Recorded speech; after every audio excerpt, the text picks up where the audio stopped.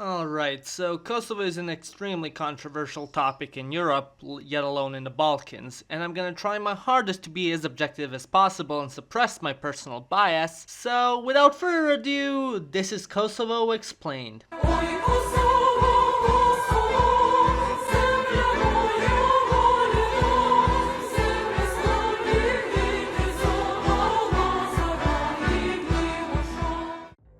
So Kosovo is a country/province in the Balkans which has been fought over for 20 years now by Serbians and Albanians.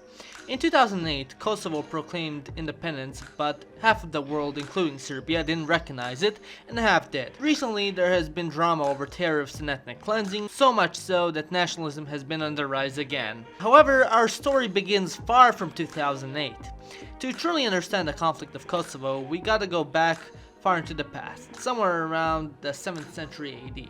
Now, after the fall of the Roman Empire, the Balkan Peninsula and Kosovo were inhabited by Slavs. The Slavs that inhabited these regions split into three main groups: Slovenes, Croats, and Serbs. Now, from the 8th century and on, Serbs were the main people group that inhabited Kosovo. As a matter of fact, for a good part of history, Kosovo served as a capital province to the Serbs. And as it got Christianized, a lot of the first ever Serbian monasteries got built there. Like, a lot of monasteries. And up until the 4th century, Kosovo was a center hub of Serbian culture and religion. But then, everything changed when the Ottoman Empire attacked. Kažem, počeo rat s Turcima. Šta je počeo? Počeo rat, pizda ti materina! Now, the Ottoman boys whipped some major Byzantine ass, so much so that they managed to take most of their territory except for Constantinople and some parts of the Peloponnese Peninsula. But they didn't want to stop with their conquering there. Oh no! North of them, there were a shit ton of small Slavic states which were prime for the picking, and thus, in 1389, the Ottomans invaded Serbia for the first time. And there was a huge battle fought between the Turks and the Serbs on Kosovo. Now, this battle wasn't something fucking extraordinary like the siege of Leningrad, but it was symbolically huge, as it was basically Serbs giving their all, fighting with every bone in their body against Turkish invaders to fend off the motherland. And even though they failed miserably, it's gone down in Serbian history as one of the most major events that happened ever. It has the status of the Alamo times 10,000. So for the next 500 years, the Ottomans reigned over the Balkans. And here's where shit gets fucked. Now, previously to the Ottomans coming in, the people who inhabited the Balkans were primarily Christian. The ones more west were Catholic, but for the most part Orthodox Christian, including Albanians. But now that the Ottomans came in, they were like, no, we can't have this shit. You wanna be Christian? Okay. But yeah, you gotta pay extra taxes, your firstborn male children will be taken every 7 years and put into the janissaries, and those who oppose us will be impaled with stakes and left out in the fields until they die. Okay, cucks? So, when the Turks brought this up, the people had two options. Number one, convert to Islam like a good boy. Or number two, assassinate Sultan Murad I, pluck your kids' eyes out, or chop their fingers so they would be unfit for the Janissaries, form the Haiduks, who were basically the Serbian version of Robin Hood and the Merry Men, and have them steal from the Ottomans and give to your people. So, the Bosnians and Albanians picked option number one, as you'd expect, while the others, including Serbs, Croats, and Greeks, picked number two. So now that Ottoman rule implemented these laws, the people on the peninsula started to grow more divided due to their fate, which later on in the 90s played a big role as it alienated the people from one another, making them see each other as not really people, rather heretics. Now, after World War I, Yugoslavia is formed. Fast forward another world war, Communist Yugoslavia is formed, and now this is where shit starts getting spicy again.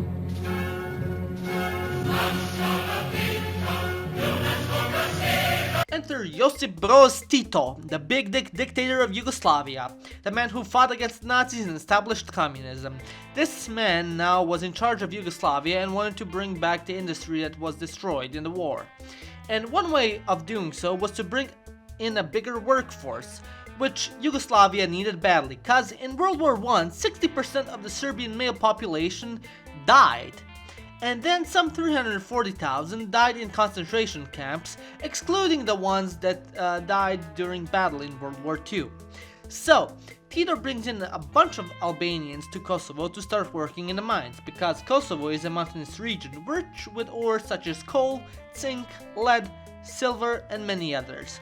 So over the reign, he brought in a lot of Albanian workers that now settled down in Kosovo, that over time then became an ethnic majority. So then in 1980, Tito dies, and the whole nation presses a big F, because this is where the troubles begin. Now Tito was a hardy ruler, a guy similar to Margaret Thatcher and Ronald Reagan, a man who didn't take no bullshit and was single-handedly carrying the entire country and holding it together.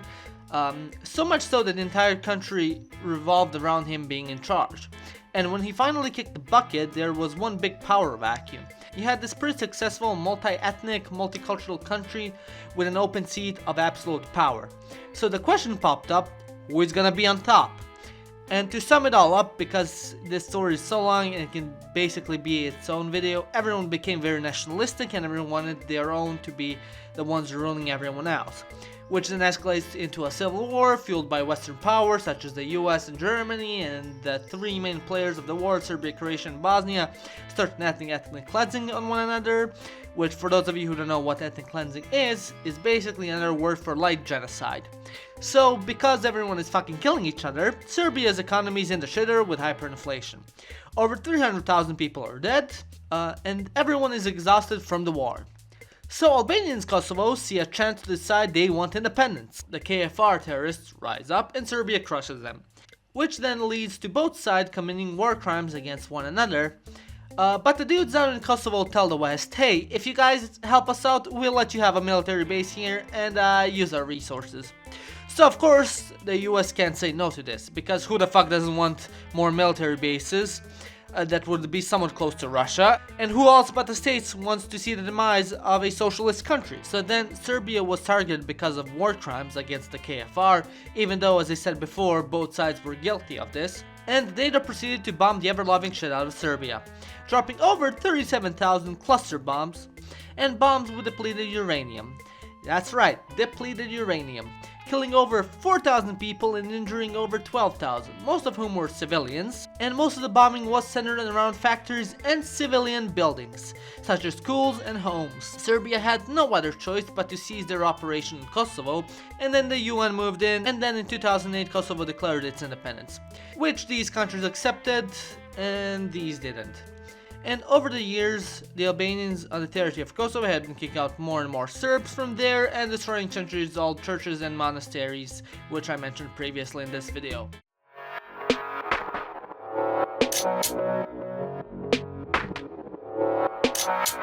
So, where does this put us today? So basically now the people arguing for Kosovo's independence are arguing on the premises that Kosovo should be its own state or a part of Albania because it is a majority ethnically Albanian. While the people arguing against the independence of Kosovo are arguing that Kosovo has historically and culturally been Serbian and it is in a sense a cradle of Serbian civilization and thus should stay a part of Serbia. And people have recently been trying to solve the Kosovo issue by dividing it on ethnic lines. So basically the president of Serbia and the president of Kosovo want to cede ethnically Serbian parts of Kosovo to Serbia and ethnically Albanian parts of Serbia, mainly the Preševo Valley, to Kosovo. But then we got this bitch here, Angela Merkel, who would not accept this because it meant division among ethnic lines, and like Europe is better than that, and we should find a better solution, even if she has no idea what that would be. So here we are. Tensions recently arose again because Serbia denied Kosovo from entering into some international organization. Kosovo made a 100% import tariff on Serbian goods, and they formed their own army, which really pissed off a lot of Serbs and the Serbian government. And recently some Serbs were arrested for smuggling Serbian goods to Kosovo, not like drugs or anything, just basic shit like fucking Tide and bananas and strawberries and Cocoa Puffs, God fucking knows what, which then led to the Serbian military getting mobilized and yada yada yada. And yeah, that is basically the Kosovo situation explained. Let me know what you think in this video. What are your thoughts on Kosovo? Do you think it's an independent country or a part of Serbia? Leave a like and subscribe. My name is Nick and you've watched Living Ironically in Europe.